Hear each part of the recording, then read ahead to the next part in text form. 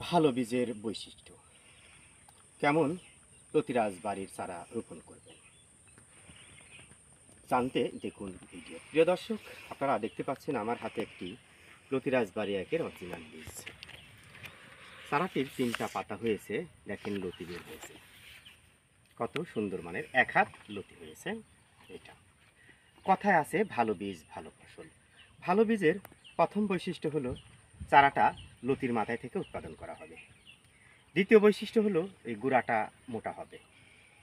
তৃতীয় বৈশিষ্ট্য হলো চারার গোড়াতে শিকড় থাকবে। চতুর্থ বৈশিষ্ট্য হলো চারাগুলো একই আকার এবং সাইজের হতে হবে। পঞ্চম বৈশিষ্ট্য হলো চারাগুলো সুস্থ সবল হতে হবে।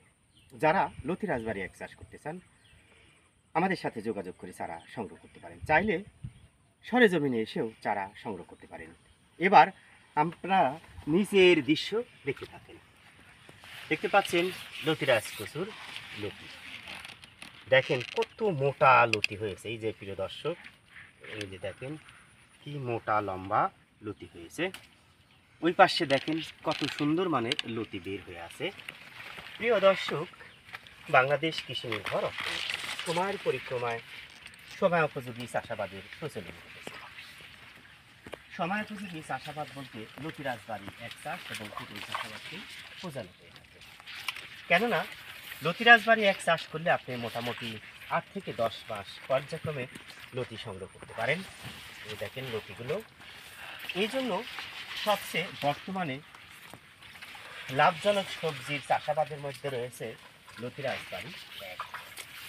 আপনি 33 শতকে মোটামুটি 4500 থেকে 5000 চারা রোপণ করলে প্রতি সপ্তাহে লতির ফলন পাবেন মোটামুটি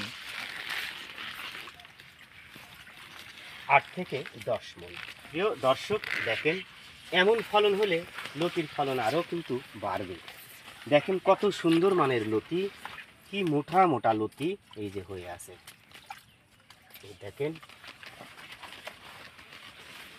যারা চারা পেতে চান আমাদের ভিডিও স্ক্রিনে নাম্বার থেকে যোগাযোগ করে চারা সংগ্রহ করতে পারেন। ভালো থাকেন, সুস্থ থাকেন।